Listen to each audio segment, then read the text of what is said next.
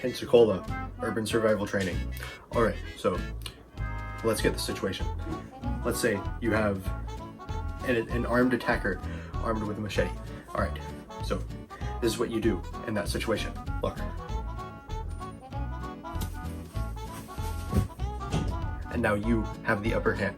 All right, I'll show you how that worked. So see, the human reaction time is actually much faster than that of a stuffed animal's. So I was able to be faster than him and was able to disarm the spray painted bear. These tips will most likely get you killed. So a lot of you have probably come across a channel known as Detroit Threat Management Center, and they are borderline menace to society, I believe, because all of their tips and like survival tricks or whatever are like so terrible that you almost like have to believe it's a joke. Like the whole time I sat here like reviewing footage, I had like this deep feeling in the back of my mind that I was indeed being trolled by this man. But if you look at some of his other content, like there are full videos where he explains why all of his haters are wrong because he's what was the word he used, self-certified, which I mean in regards to like protecting human life, you can't really be self-certified, you know?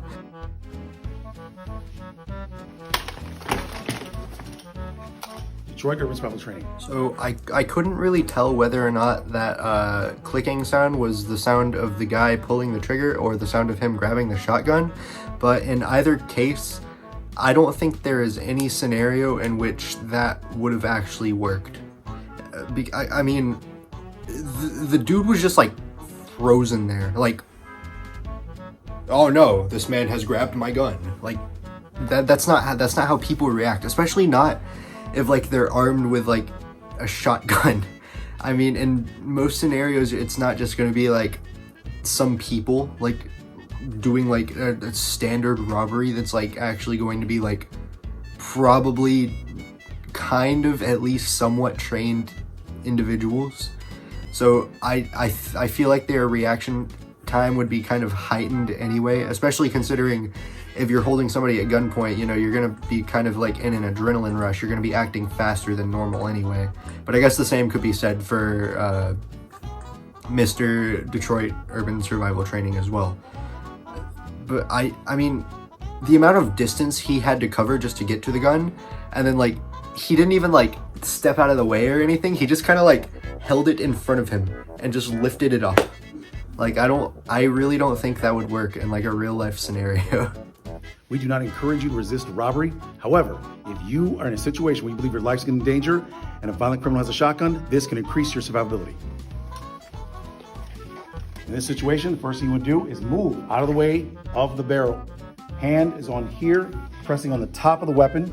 You're gonna push in the back, lift in the front. The weapon becomes a lever, and this intelligent option will increase your survivability. So apparently I must have missed something because I don't recall him ever like, you know, kind of moving the weapon away from him or getting out of the way of the weapon. Really all I saw was just like dudes moving like faster than the speed of light at this point.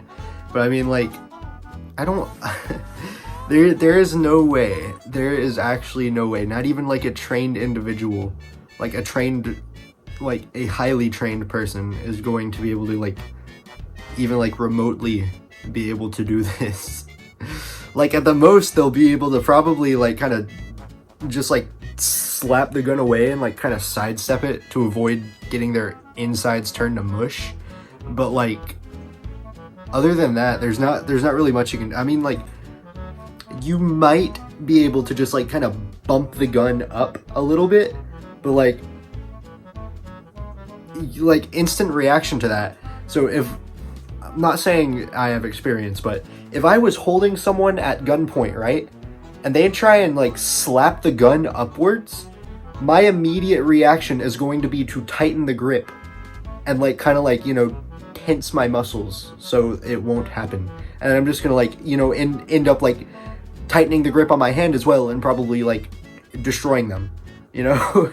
Like I don't think there's a scenario in which like the gunman's gonna be like half unconscious and like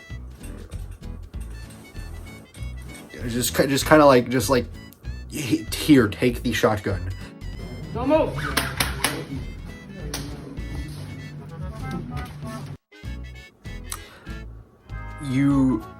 You almost convinced me with the first clip, but there is actually no way. There is actually no way. First of all, if you get yourself into a situation where you are being held hostage by a man with a fully automatic rifle, you're already done. Like there's no getting out of that. Okay, so I know obviously, like, you know, they're not going to use like blank rounds or even live rounds, even like rubber bullets or anything for these videos because, you know, YouTube and safety. But like, I understand they're using like airsoft weapons, but you know, like airsoft, like fully automatic airsoft weapons, you know, they're like battery powered. So they've got to like kind of charge up, and you could hear it in the video that like as he was moving out of the way, the dude had already hit the trigger and the weapon was charging up, ready to fire a shot. You can hear the gun charging up before it just like, before you hear the pop. So like, a real life situation, normal guns don't do that. It's not like a plasma cannon. Like you don't have to just like sit there and hold the trigger waiting for it to, like you're already firing as soon as you pull the trigger. Like if that was a real gun, this dude would be on the floor. Like, I don't know who he's trying to convince here, because, like, I don't think people that choose to live in Detroit are stupid enough to believe, like, oh, yes, indeed, I am indeed faster than someone's trigger reaction. Yes, indeed, I do believe this wholeheartedly. Detroit Urban Survival Training. We're going to share with you today some ideas that can assist you in the event that you get shot. Push the barrel up, back towards the aggressor, and you can actually use his finger to control him if you wanted to, or just strip the weapon from them. Whatever you do, remember, get the gun, because the only thing worse than getting shot is getting shot again. I feel like I'm being trolled right now. I feel like this dude is like absolutely 100% the best satirical channel on the platform, because there is no way, absolutely no way, I will put money on this, that if you've got a gun pointed right at your chest, somebody pulls the trigger, right? I've been shot. The first thing you think to do is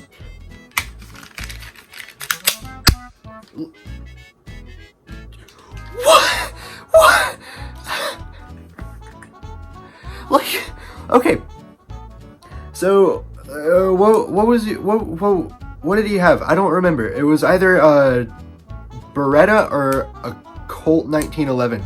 I don't remember what like little like airsoft gun they used in the video, but like either way, 9mm bullet does not feel good whenever entering your chest. 45 caliber bullet does not feel good whenever entering your chest. You're not just gonna be able to tank it and then just like grab the gun and turn it around and shoot the guy. Like, I understand people experience pain differently. I understand that adrenaline rush stuff, all of that, you probably won't feel the bullet, but